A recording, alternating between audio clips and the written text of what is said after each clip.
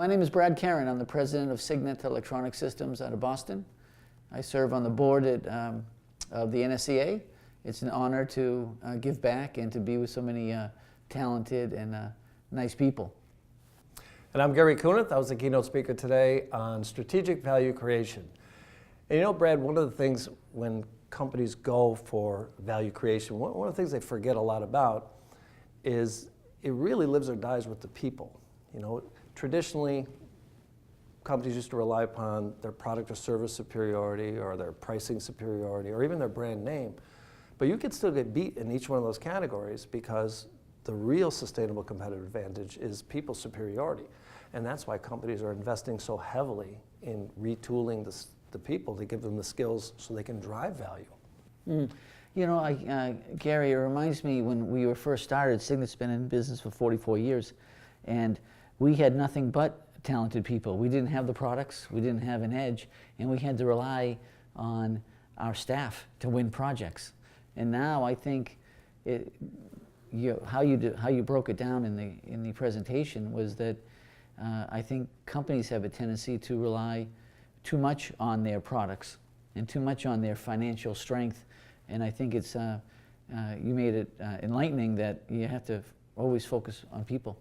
Yeah, I think that's really true. When you try to shift to a value creation kind of mentality, it really does require the people to have a deeper understanding of the customer's business and a deeper understanding of their own business, because they're going to have to bring elements of value from their own business into the deal. Because what you want to do is you want to drive value that transcends the product or service you sell. I mean, I'm sure Signet doesn't want to be categorized as just the product you sell. I mean, you're much more than that. So it's important that the people understand how to drive value, and more importantly, where to position that value in the customer's account and how to articulate that in a compelling way. It's really important, and we've spent an awful lot of time with some of the biggest companies in the world being able to do this third box thinking and to give the people the ability to be proactive innovators, to anticipate customer requirements and bring their clients their best ideas and concepts. And it really changes the entire complexion of the relationship. It's so easy just to fall back on price, isn't it? Well, yeah, not if you're the highest price. You don't want to fall back on price. But if you're the lowest price, I mean, you look at Dell. Dell used the low-cost model. I mean, if you've ever went to a Dell facility, they literally run to places. I mean, everything is all about cycle time. But Dell got to a point where they couldn't cut any more fat off the bone. I mean, there was just bone there. And then everybody caught up. And then what did Dell do?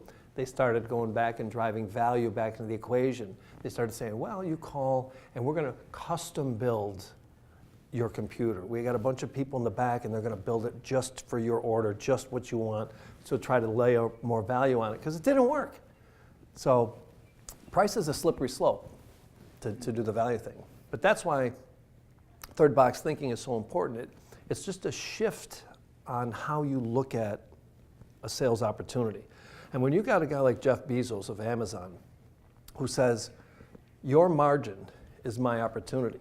I mean, he's really slick and he's really sharp, and you don't want him after you. So you have to be smart enough to drive higher orders of value, and that's what he does. He looks at things that people just don't see. I mean, he buys Amazon. Well, you see what they're going to do. And then they're forming with Chase, I think, and Berkshire Hathaway. They're forming an entity to go into the healthcare business. I mean, these are people that see things differently, and that's what it's easy to teach a sales force or to transform a sales force, just to look at things a little bit different. And that's where third box thinking really comes in. It's how do I affect the value my customer lives or dies by? How do I leverage my assets into the deal above and beyond the product and service so that I look different than everybody else who calls on them and I get more margin? I mean, listen, the customers pay more if the impact on their business is greater. It's just simple truth. But when we just sell boxes, and a lot of them still sell boxes because it's easy to sell boxes, but when it's not easy to sell boxes, what are you going to do? I mean, that's a very short cliff that you're on when you're just going to sell product and product alone, especially if you don't innovate the product. Not many products have stood the test of time without radical redefinition or radical reinvention. Maybe baking soda, that's about it. But even then, they came up with new uses for it, right?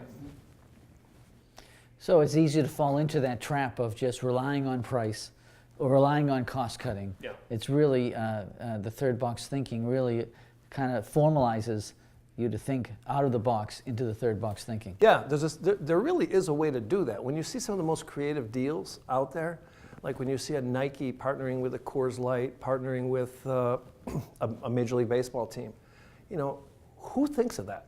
How does somebody sit down and come up with these three entities? This would be a good idea. Now, how do I go sell it to these three entities? Why would Nike want to play? Why would Major League Baseball team want to play? Why would Coors Light want to play? They think differently. So what I did was I looked at all of these kinds of high-end deals, high-margin deals, big changing deals. And I found a common approach, and I broke it down in a real simple, repeatable methodology that people can just go in and look at things differently, and they can drive these higher order deals. And it's a big deal. I mean, my company, when we were doing all the sales training for the top companies in the world, our success rate on closing with senior executives was 97, 96%. We didn't lose deals. We didn't, because we would walk in and say, look, I know the issues you're facing, and I've got the antidote. And let me show you what we can do, and let me show you who we've done it for, and let me show you the results.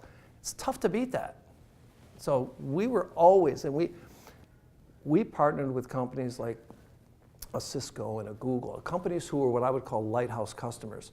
These are customers that are leaders in their own space and will continue to be leaders for the next 5 to 10 years. That's who you want to partner with. Why?